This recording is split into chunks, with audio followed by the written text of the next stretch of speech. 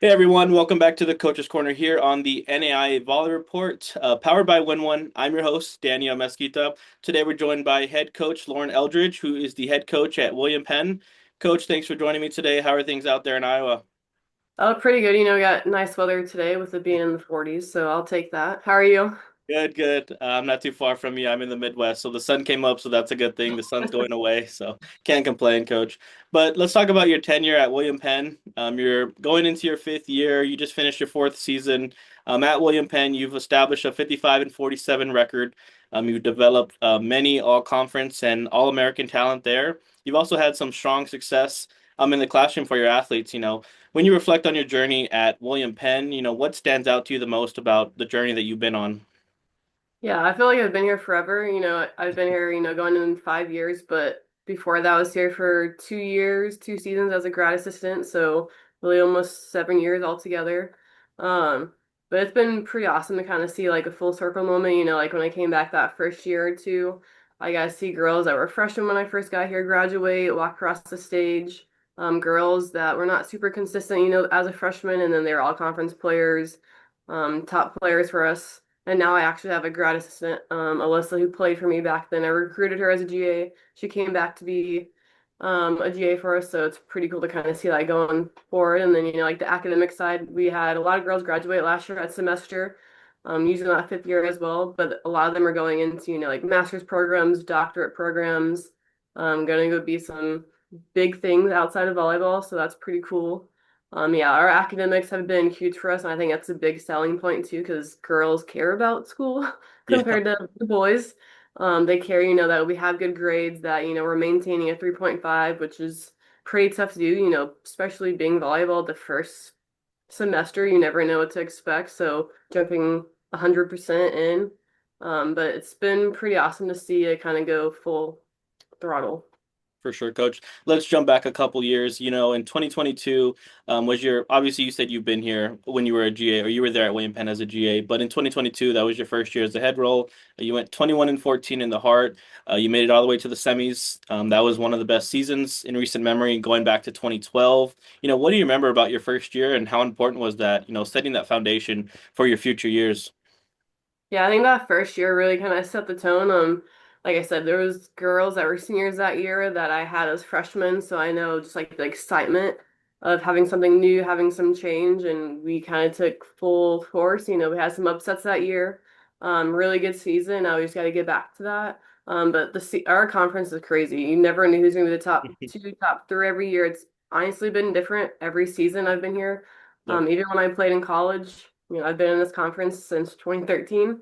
I don't know if anybody else can say that, but it's Yeah. insane to see it as a player and to a coach that, the teams that are in the bottom are in the top now.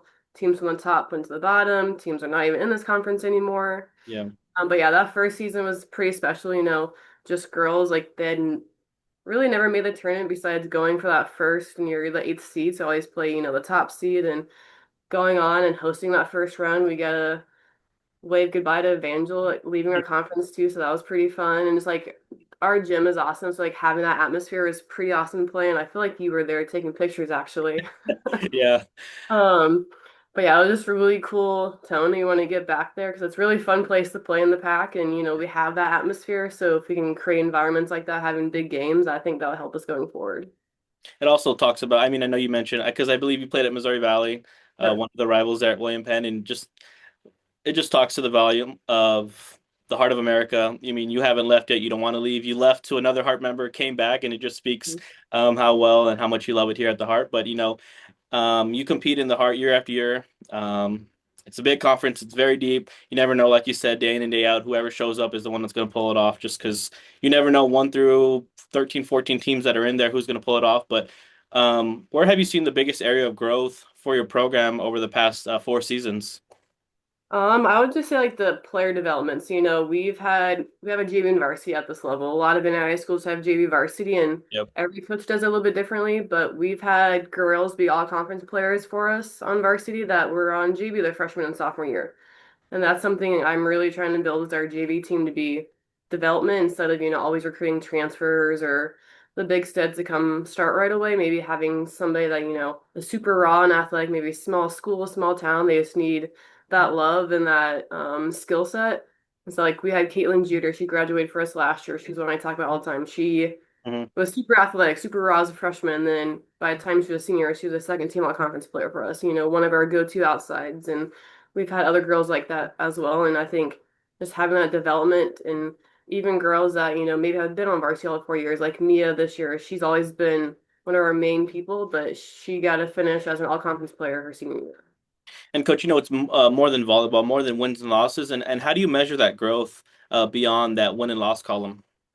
Yeah, that growth, like this year, we didn't have anybody transfer, which is awesome. With today's world, we Yeah. have half the team transferring just because they didn't get playing time, they didn't like the colors of the school, whatever it may be. It's different for everybody, but it's nice to have that and just like that growth. A lot of the girls that graduated, I still talk to.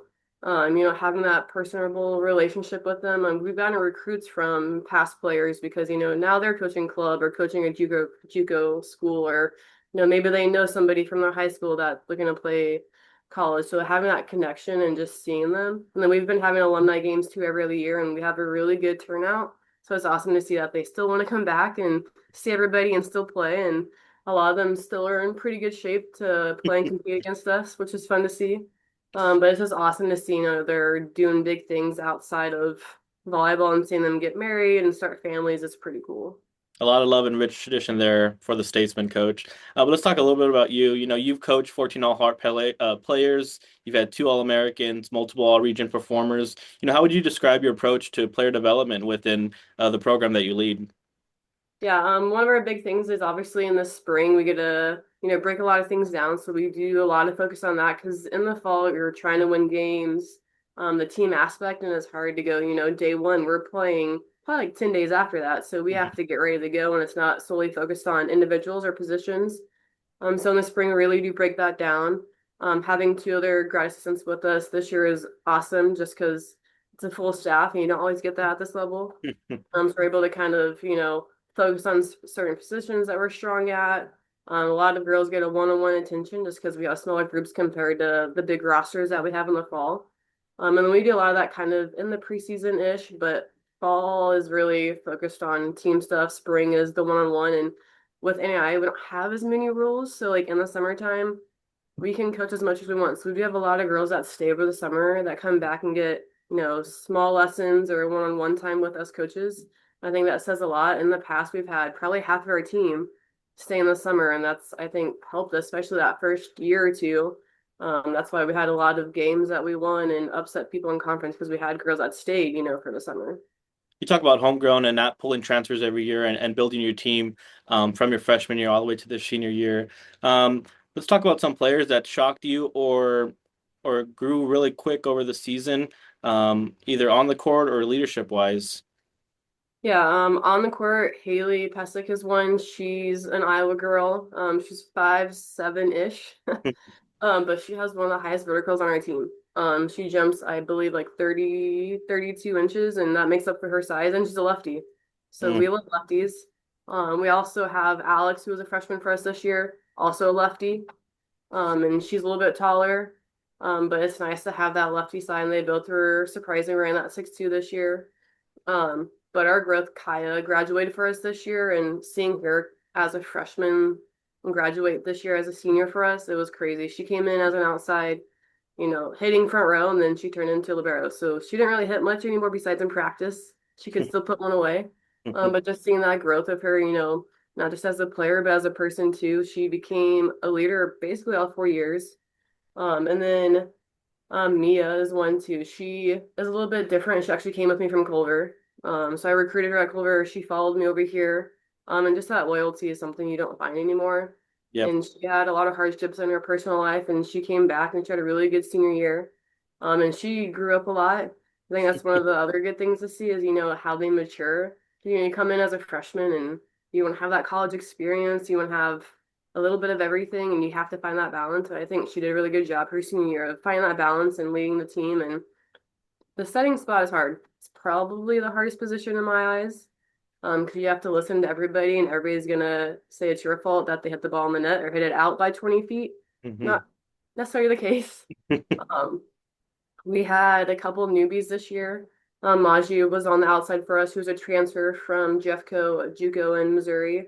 I don't know if she was a surprise because I already knew what she was gonna do. Sure. But she ended the second half of the season really, really well. So I'm hoping that we can go off of that into the spring and into next season.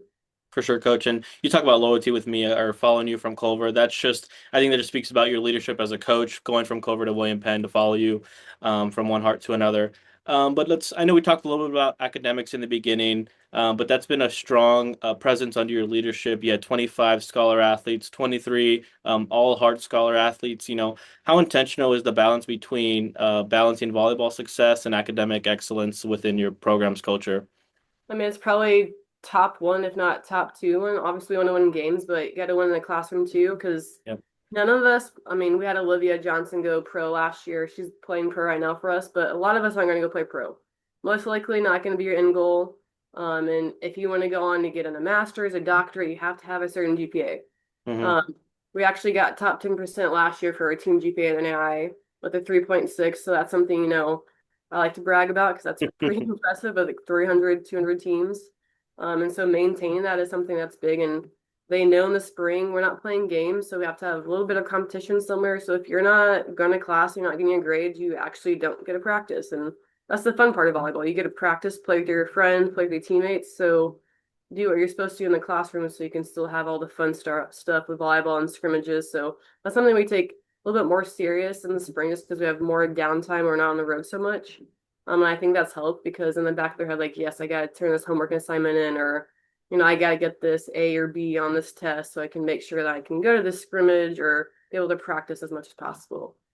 Yeah, and I know that spring it's still daunting with a lot of lifting weights, practice, and all that stuff. So it just shows that you guys are doing great over there in the classroom, coach. But let's talk about your coaching journey. I know we mentioned that you came from Culver, but when you're at Culver, you talk about academics again. You had a USMC ABCA Team All American award. How has that helped you shape your experience as a head coach? Yeah, just, Culver was a good place to start. Obviously didn't win a lot of games there, but we won in the classroom, so that was something, they are a very academic school. Every school is a little bit different. Some have academics, athletics here, vice versa. Hmm. And so, they're strong academic. They don't accept everybody. They have a higher GPA to get into that school. They have higher academic scholarships as well. So, I mean, just having that and showing like, hey, if we can win the classroom, hopefully the smart kids can figure out volleyball as well. So I think that helps set the tone. And like I know that year after I left, not saying I had anything to do with it, but they had a really good season. um, they almost made the tournament for the first time ever, and they had like I think almost a 21 season. So it was awesome to kind of see that work kind of pay off. And I know we split with them too. So let's talk about your return back to William Penn. Like you said, you got your master's degree there. You served as a graduate assistant before stepping into the head role. What was the right fit, or why was William Penn the right fit for you to come back and also lead this program? Yeah, it was honestly a tough decision because I never thought I'd come back. I love Oski now. But back then I was like, I don't know if I want to live in Oskaloosa. I mean, you've been here. That's a great town, but Yep. I'm a city girl. I'm from Kansas City, so I'm like, can Amen. I do the small town? I don't know. But I think it was that class to be honest. So those seniors like Corinne Lepper, Cecily Lippard, Macy Bailey, um, Polar Cruise, and there's a couple others that I met that year. Like they just made it so enjoyable. And Alyssa Young, who's back. I mean, it was just one of those like it's hard to say no to that group because I know they've put so much work in, bought into this program, and they texted me and asked me to come back too. Like, hey, coach, Coach Cleaver got promoted to the AD. Would you want to come back? I'm like, maybe. Went through the process, came back, and I'm super excited, happy that I made that big change because I wasn't planning on leaving Culver that fast. But that first year, we just had a really good group.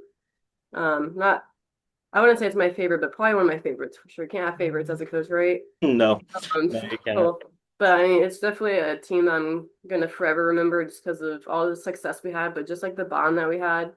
I'm really good friends with a lot of them too, and I think that says, you can be friends with your coach later on. And it's not just that we're there to have that coach player relationship, but after the fact, I think says a lot too. No doubt, coach. And for fans or people watching, when they watch a statesman match, what do you want them to notice about your team on the court? How excited they get. We are a super high energy team. Hmm. Obviously, Kaya's graduating, and she's one of the loudest ones in gym. Almost every coach said that they hated playing against her because she does get in your head. But we have an awesome group. We do some awesome cheers and chants, and not just like our team, but our environment, which you've seen and you know been there firsthand. Just we vibe off of that too. So when our crowd and fans are getting rowdy, we get a little bit more rowdier, and I love that energy. So if we're talking a little smack, that's fine. As long as we back it up, we can't, talk something and then Have nothing. not Yeah. back it up. But it's just fun to play in that type of environment. No doubt. I know you talked about that group with Cecily and Corinne and all that stuff. I know that was during Alyssa's young era, and I just remember Alyssa was just a firecracker from set Yeah. one to set five. And even if they went, who knows if they went 12 sets, Alyssa would probably still be going and the only one on the court like an Energizer bunny. But yeah, Yeah, I she would was say that the small. That's what her signature. I forever remember that and how yeah. upset it made people. I remember that, Coach. But for recruits and families watching who might not be familiar with William Penn or Heart of America, why should they put William Penn on their radar to potentially look into just come here academically or be an athlete there? Yeah, put William Penn on your radar just because, I talked about a little bit about the community, but Oski loves William Penn. You get discounts everywhere, but everybody's bought into William Penn, and there's a lot of things that's happened in our community. We've added new entertainment places, restaurants. A lot of our girls have jobs off campus here, and then William Penn is always updating, renovating stuff. We just added a new room, the bowler room, which is a really cool place to hang out. We're renovating our chapel. That's I've never seen the inside of because it's been closed for God knows how long. Forever. Uh-huh. Um, but we have Musk in our back pocket. Musk, I mean, Musk, they light up the world. So it's awesome to have, a connection that way. And a lot of our girls have gotten jobs there too. So that's a connection of why come to William Penn? Well, if you're looking in the business, engineering, even marketing, all that stuff, you can probably get a job there. And a lot of our academics are awesome with that one-on-one attention you get from professors here. And obviously, we do have bigger rosters, but a lot of the coaches here do care about top to bottom of their roster. It's not just the top five. We care about, 1 through 30, 1 through 40, whatever it is. I think having that one-on-one attention, that small, tight-knit family is what makes us different from another school. And coach enough from volleyball and X's and O's coach, but how does Coach Lauren unwind and recharge after a season? I actually started it my first year as a head coach. I always take like a mini vacation. Depends on the year. Like sometimes it's a little bit bigger. I've gone to Georgia in the past. I went to Texas this last year. Went to a Amen. Dallas Cowboys game Boo. last, but that's besides the point. I was, try to do a little bit of a, mini vacation to recharge and get away from volleyball because it's a lot. We're not just starting in August, we're starting July, Yep. kind of gearing up for preseason. If not, honestly, I'm thinking about preseason the last day of the semester because I'm like, okay, the next sport at school is all the fall sports, which is us. It's go time. So try to do that, try to just take a deep breath, settle back because mentally, physically, emotionally, volleyball season is a lot. Especially depending on if it's a good season, bad season, in between, all the things. All the ups and downs for sure. It does Yes. drain you both physically and mentally, Coach. But thanks for joining me today on the Coach's Corner. But before we go, where can we find William Penn volleyball on social media, and where can we find you, Coach, on socials as well? Yep, we have WPU volleyball on Instagram. We have a TikTok too. We're Okay. trying to become TikTok famous, I guess. My Instagram as well. And we also have, I guess it's X now. We don't really use Twitter as much, and we also have a Facebook page. So those are the three ones that you guys can find William Penn Volleyball on. Sounds good, Coach. Thanks for joining me today. For everybody watching, make sure you follow the NAIA Volley Report on all social media at NAIA Volley Reports. Subscribe to this channel to watch more coaches here on the Coach's Corner. Coach Lauren, thank you again for your time and looking forward to that fall season. Yeah, thanks for having me. Thank you.